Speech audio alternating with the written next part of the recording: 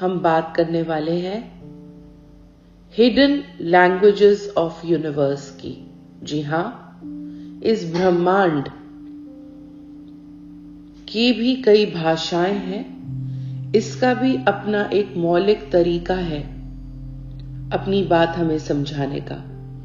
जैसे रोजमर्रा की जिंदगी में, डे टू डे लाइफ में हम एक दूसरे को आवाज मारकर बुलाते हैं, एक दूसरे से अपने एहसास, अपने जज्बात बांटते हैं, विचारों का आदान प्रदान करते हैं by the sheer verbal communication.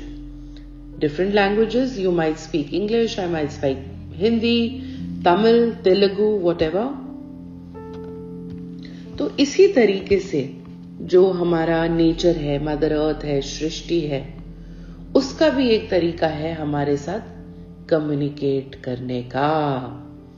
लेकिन वो बहुत ही सटल है, वो बहुत ही सौम्य है, और अधिकांश लोग बहुत नॉइज में है, बहुत रेस्टलेस है, तो ना ही वो साइन और सिग्नल और सिंबल्स हम पकड़ पाते हैं, ना ही समझ पाते हैं, और इसीलिए ना ही इंटरप्रेट या कॉम्प्रहेंड कर पाते हैं। यूं तो अगर देखें तो फूल, पत्ती, डाली, जानवर, हवा, आकाश, नदियों का पानी कल कल बहता, पर्वत, घास, हर कोई बात कर रहा है, हर कोई संकेत दे रहा है, क्योंकि इन सब में एक नेचुरल वाइब्रेशन है, आर्टिफिशियल इंटेलिजेंस है। इसीलिए कोई भी आपदा आने से पहले मनुष्य को नहीं पता चलता, लेकिन सारे जीव जंतुओं को पहले पता चल जाता है। आप सभी को कहानियां पता है कि सुनामी आने से पहले आदिवासी तक, जानवर तक और समुद्र से दूर चले गए। अर्थक्वेक आता है उससे पहले ही हमारे घर के जो पेट्स हैं, dogs, cats, whatever, they start barking, they start getting restless, क्योंकि वो वाइब्रेशन उनको समझ में आ गई। एक सांप है पृथ्वी पे, बहुत दूर से भी अगर कोई चल रहा है, वो वाइब्रेशन जो है उसे टैप कर लेता है। How many of you know that about snake? और हमें कोई थोड़ा दूर खड़ा होकर भी बात कर रहा हो तो शायद सुनाई नहीं देता, है ना? तो कई सालों पहले मैं महापुरुषों की जब सुना करती थी विचार, तो मुझे लगता था कैसे होता है कि पत्ते बात करते हैं, पेड़ बात करते हैं। आप गाड़ी चला रहे हैं तो आप कई कई किलोमीटर तक, मीलों तक पेड़ों को देख रहे हैं, वो आपको संकेत दे रहे हैं जिस मीटिंग में आप जा रहे हैं वहां क्या होगा, आपको पहले से ही पता है। तो मैं सोचती थी कैसे होगा, बट अब मैं खुद घर पर हूं तो अपने घर के गमलों से, पौधों से बातें करती हूँ, बाहर हूं तो सड़क के पेड़ों से बात करती हूँ, और वो मुझसे बात करते हैं। तो इस वीडियो में उसी की झलक है। हम सब जानते हैं साउंड थेरेपी आजकल बहुत प्रचलित है। साउंड थेरेपी में अलग अलग तरीके की साउंड से हीलिंग होती है, चक्रा बैलेंसिंग होती है, पॉजिटिविटी आती है, स्पेस क्लियरिंग होती है, आपके घर की ऊर्जा बढ़ती है। Like Einstein said, everything is energy, sound is a form of energy. कहते हैं जब ब्रह्मांड बना तो ओम की ध्वनि से उसकी शुरुआत हुई। ओम, चैंट कीजिए मेरे साथ, ओम, ओम।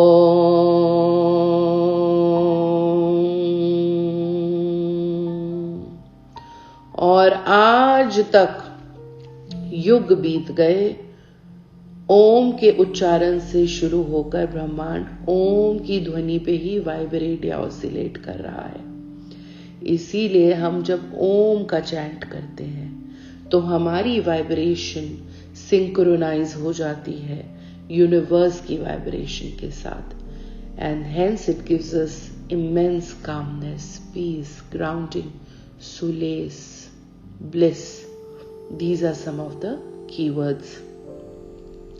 नाद ब्रह्म की बात होती है जब ध्यान में, साधना में, मेडिटेशन में हम लोग अपने अनाहता चक्र की आवाज, गूंज भी सुनने लगते हैं। नाद ब्रह्म बहुत तरीके की होलिस्टिक हीलिंग में इसका इस्तेमाल किया जाता है, मैग्नीफाइड हीलिंग में। रेकी की तरह इसी तरीके से बहुत सारी हीलिंग्स हैं। Reiki is known as mother of healing. आपकी मैग्नीफाइड हीलिंग, मैकेलजेरिक हीलिंग, लामा फेरा, बहुत सारी हीलिंग है। कुल 20 प्रकार की कम से कम हीलिंग्स तो हम ही जानते हैं। तो नाद ब्रह्म का भी उसमें इस्तेमाल किया जाता है। बहुत बार जब हम प्रश्न कुंडली वैदिक एस्ट्रोलॉजी में जब करते हैं, जहां पर मान लीजिए आपसे किसी ने कोई सवाल पूछा, उस सवाल पूछने के समय के आधार पर नेटल चार्ट या आपका D1 चार्ट बनता है। बहुत से केसेस में कुछ लोगों का हॉरोस्कोप नहीं होता है क्योंकि वो देश काल पात्र पे आधारित है और उन लोगों को अपना एक्यूरेट टाइम ऑफ बर्थ नहीं पता या बर्थ डिटेल्स नहीं पता, तो भी प्रश्न कुंडली काम करती है। प्रश्न कुंडली से ही चार्ट बन जाता है। या फिर मैं ये कोर्ट केस जीतूंगा या जीतूंगी, इस तरीके के सवाल पूछ के। मुद्दे की बात यह है कि जब सवाल पूछा गया वो समय लेके चार्ट तो बन रहा है, बट ऐसे ही सिग्नल्स और ध्वनि या सिंबल उस समय जो आते हैं, that is also taken into accountability and then the prediction is done, then the future prediction is done and remedies are suggested accordingly. तो यदि उस समय कोई शंख की ध्वनि आ रही है, कोई मान लीजिए पूछे मैं कोर्ट केस जीतूंगा या नहीं, और उसी समय पीछे शंख की ध्वनि आई, बाकी आपने चार्ट भी देखा कोर्ट केस के लिए कौन कौन से भाव हाउसेस हैं, क्या कॉम्बिनेशन है, क्या योग है, कौन सी अभी दशा चल रही है, कौन सी महादशा, वो सब भी आप देखेंगे। लेकिन शंख की ध्वनि आई है तो आपको बताएगा कि जीत आपकी है ऑपोजिट पार्टी के कंपैरेटिवली, है ना। पहले भाव में आप होगे, ऑपोजिट पार्टी आपके 7वें भाव पे होगी। लेकिन ये शंख नाद, ये जो सिंबल उस समय आए या किसी ने एंटर किया कमरे में, तो वो ओमेंस को हम रीड करते हैं। इसी तरीके से एक और बात बताएं, मान लीजिए आपके अंदर कोई भाव आ रहा है, कोई सवाल आ रहा है, आप डिलेमा में है, स्टेट ऑफ कंफ्यूजन में है, आपको अपने जवाब सीधा ब्रह्मांड से चाहिए, तो कोई भी एक किताब खोलें। ये तो हजारों बार अपनाया नुस्खा है मेरा। भागवत गीता पढ़ी है वो खोल लें, या कोई भी एक किताब सेल्फ डेवलपमेंट पे ही क्यों ना सही पढ़ी है। आपके पास एक सवाल है और आपको ब्रह्मांड से एक जवाब चाहिए, तो आपने वो किताब अपने सामने रखी, आंख बंद करके वो सवाल 3 बार अपने जहन में दोहराया और एक पेज खोला रैंडमली। जो पेज आपने खोला, पहले आपने रिक्वेस्ट कर ली कि हे बुक प्लीज गाइड मी, तो वो एक मीडियम बन गई, एक चैनल बन गई और ब्रह्मांड की ऊर्जा ने वहां पर संचालित होकर अपना काम किया।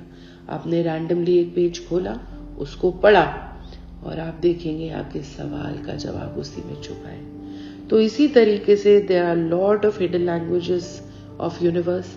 मेरे घर में जब मैं बाजरा या सत्ताजा डेली डालती हूँ, जितने भी बर्ड्स आते हैं, लोगों को देख के वो सारी चिड़िया, कबूतर, पक्षी एक जैसे लगते हैं, बट मैं एक एक को आइडेंटिफाई कर सकती हूँ।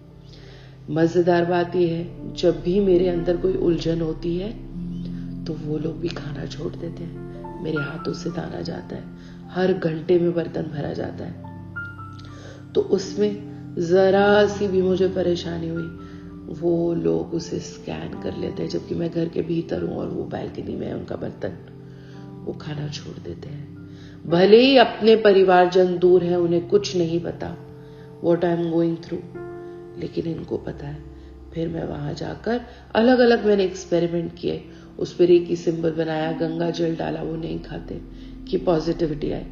फिर मैं बाहर जाकर उनसे बात करती हूँ, बच्चों मैं बिल्कुल ठीक हूँ, खाना खा लो प्लीज, खा लो, मम्मा आई है, तो खाना खा लेते हैं। इसी तरीके से मेरे खाना खाने का एक समय नहीं है, इतनी दौड़ भाग रहती है, व्यस्तता रहती है, कभी कभी पूरा दिन बीत जाता है खाते नहीं है, कभी खाया नहीं खाया।